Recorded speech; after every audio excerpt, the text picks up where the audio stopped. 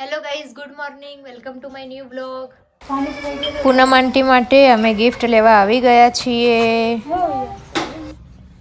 लड्डू हमारा खेल रहा है, सब टूटी फूटी चीजें गाड़ी वाड़ी मिल गई है लड्डू को. तो कहाँ पड़ा नहीं, कहाँ पड़ा मैं क्या लेने जाए ए गिरा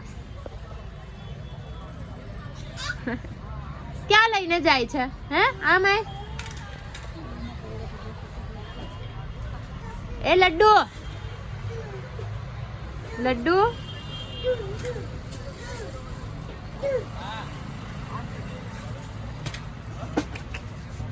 કેટલું પડે છે ક્યાં છે બાબુ ક્યાં છે બતાય તો લડ્ડુ અને બાબુ કહે છે જો ક્યાં છે બાબુ ક્યાં છે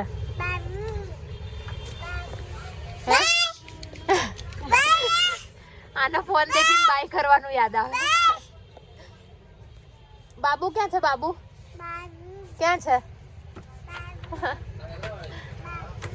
મૂકી દે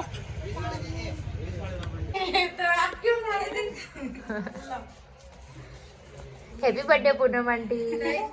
પૂનમ આંટી નો બર્થડે ગઈ કાલે હતો, અમે ગિફ્ટ આજે આપીએ છે.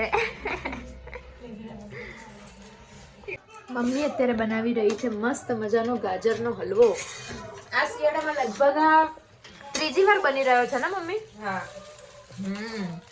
કેમ કે મને અને મમ્મીને તો બહુ જ પસંદ છે, તો આ ગાજરનો હલવો પણ લગભગ 2 થી 3 દિવસમાં ફરીથી આ ગાજરનો હલવો ખતમ થઈ જશે.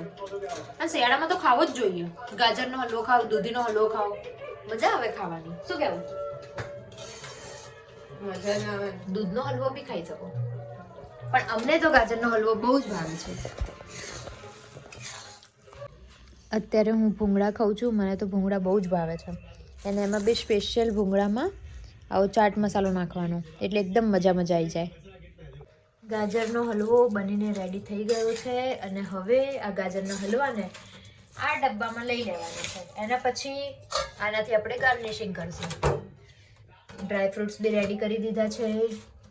સૌથી પહેલાં તો આમાં ગાજરનો હલવો નીકાળી લઈશું. મસ્ત હવે ગાર્નિશિંગ થઈ રહ્યું છે, જેમાં કાજુ, બદામ અને પિસ્તા 3 વસ્તુ છે.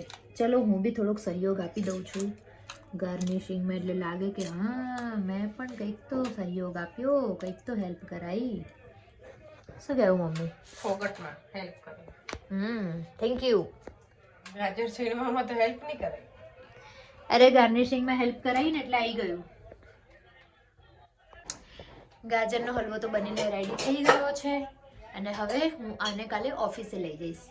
અને હા, બીજી એક વસ્તુ કે હું જોબ લાગી ગઈ છું. આની સાથે હું આજના બ્લોગને એન્ડ કરું છું. અગર તમને મારો આજનો બ્લોગ પસંદ આવતો હોય તો લાઈક કરો, કમેન્ટ કરો, સબસ્ક્રાઈબ કરો અને શેર કરો. મળીએ છીએ કાલે નવા બ્લોગમાં. Thank you.